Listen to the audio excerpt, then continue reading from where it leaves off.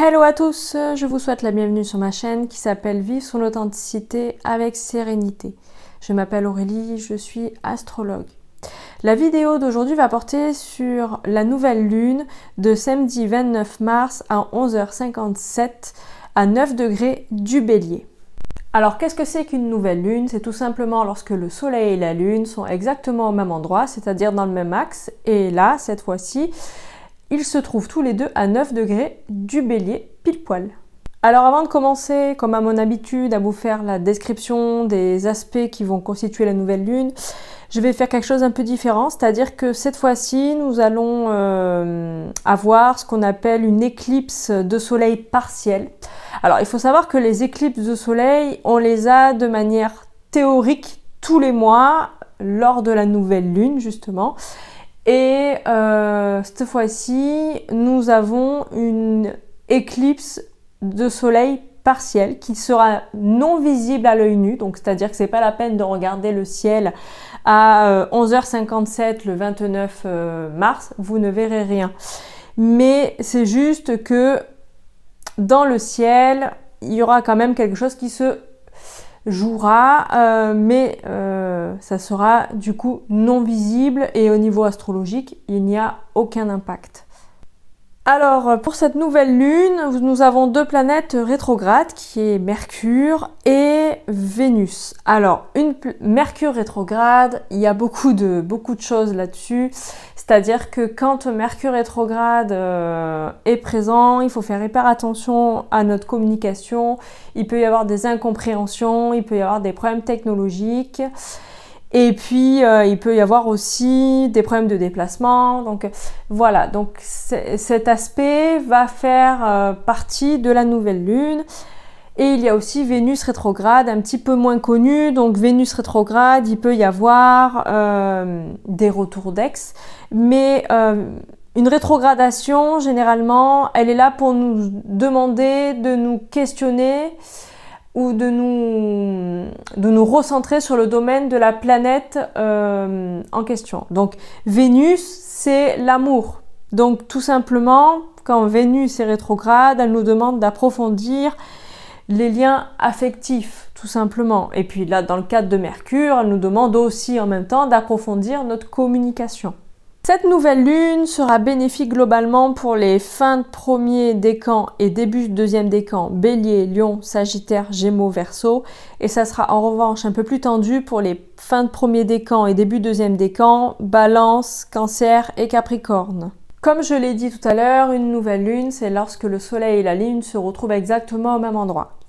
Ce qu'on appelle une conjonction. Donc là, je le répète, elle se retrouve conjointe à 9 degrés du Bélier. Donc qu'est-ce que ça donne, cet aspect? Ça donne quelque chose qui est en rapport avec les énergies. Donc on va appeler ça une harmonisation des énergies, puisque le moment où se passe la nouvelle lune, c'est lorsque les énergies du mois, donc extérieur le soleil et intérieur la lune, sont remis à zéro. Donc il y a une harmonisation des énergies. Et là, comme cette nouvelle lune se retrouve être en Bélier, on peut parler de redémarrage, de dynamisme et de faire peau neuve. Et surtout, beaucoup d'optimisme. Ensuite, certaines personnes vont bénéficier de la conjonction entre Mercure et le soleil et la lune, ce qui va leur donner une communication qui sera très présente pendant cette nouvelle lune, une communication en accord avec vos aspirations extérieures et votre sensibilité intérieure. Mais attention néanmoins, je le répète, Mercure se trouve quand même rétrograde, donc il peut y avoir des problèmes de compréhension et de réception, et aussi, attention, Mercure se trouve en Bélier.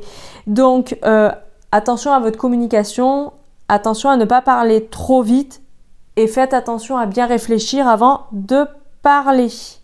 Mars, la maîtresse de cette nouvelle lune. Et oui, Mars gouverne le signe du Bélier. Donc, elle se trouve en Cancer en ce moment, Mars. C'est la planète de l'action. Donc, on peut s'imaginer que Mars, planète de l'action, étant en Cancer, l'action va porter son intérêt ou va être orienté sur les domaines familiaux ou sur le foyer. Donc on peut facilement s'imaginer qu'il peut y avoir par exemple un rangement ou un ménage de printemps au sein du foyer. Certains autres vont peut-être bénéficier de l'aspect positif entre Mars et Saturne, ce qui va leur donner l'envie de structurer ou la capacité donc de structurer ou de planifier leurs actions et leurs projets. Certains autres vont peut-être bénéficier de l'aspect positif entre Mars et Uranus, ce qui va leur donner l'envie de liberté, l'envie d'exploration. Donc nous sommes en plein dans le Bélier, parce que le Bélier c'est quand même un signe indépendant qui aime l'aventure, qui aime explorer.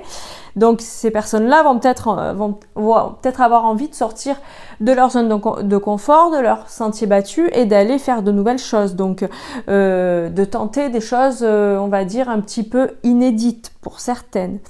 Certains autres vont peut-être bénéficier d'un autre aspect, un aspect positif entre Vénus et Mars. Certaines personnes vont peut-être vivre le coup de foudre. Donc pendant cette période, peut-être rencontrer quelqu'un qui va leur plaire et ça sera peut-être le début d'une belle histoire. Alors, Mars va faire aussi un aspect positif avec Neptune. Neptune, planète de l'inconscient collectif, planète de la spiritualité, planète de la médiumnité, planète du rêve, planète de l'idéalisme. Donc certains se verront préparer le passage de Neptune. Alors c'est vrai que Neptune va changer de signe 24 heures après la nouvelle lune. Neptune va faire son entrée pour la première fois en Bélier. Bon, elle va rétrograder dans quelques temps en Poisson de nouveau, mais là, elle va faire un premier passage en Bélier, donc le 30 mars, aux alentours de midi. Donc, certaines personnes se verront peut-être déjà préparer ce passage.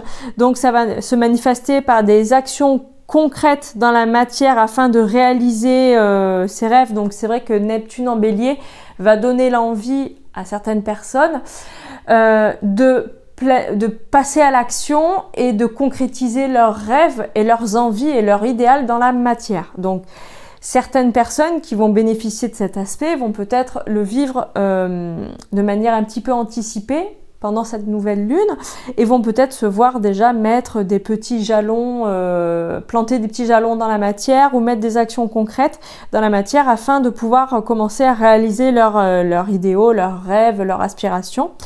Mais attention, parce que Neptune, ça reste une planète qui est la planète du rêve, la planète de l'idéalisme et qui peut parfois être un peu floue malgré tout. Donc attention à ne pas mettre en place des actions utopiques ou qui auraient ni queue ni tête dans la matière et qui finalement ne pourraient aboutir à rien. Donc faire bien attention à mettre des actions concrètes en place, mais des actions qui soient pérennes et non qui soient pas inutiles en fait, tout simplement, et qui finalement ne pourraient pas aboutir. Voilà, donc la description de ce qui va nous attendre pendant la nouvelle lune est terminée. Donc si cette description vous a plu, je vous invite à liker, commenter ou encore partager cette vidéo ou vous abonner à ma chaîne YouTube si ce n'est pas encore fait. Pour ceux qui auraient envie de bénéficier d'une consultation en astrologie, que ce soit pour une étude de votre thème natal, une étude d'un domaine de vie, donc professionnel, amical, amoureux aussi, sentimental, ou pour des prévisions astrologiques personnalisées, ou pour une étude de compatibilité, vous pouvez me joindre. Donc tous les renseignements sont sous la vidéo, vous avez toutes mes coordonnées et tous mes réseaux sociaux dans la barre de description. Donc sur ce, je vous souhaite une très belle journée ou une très belle soirée, ça dépend le moment où vous regardez ma vidéo, et puis je vous dis à bientôt, merci à tous.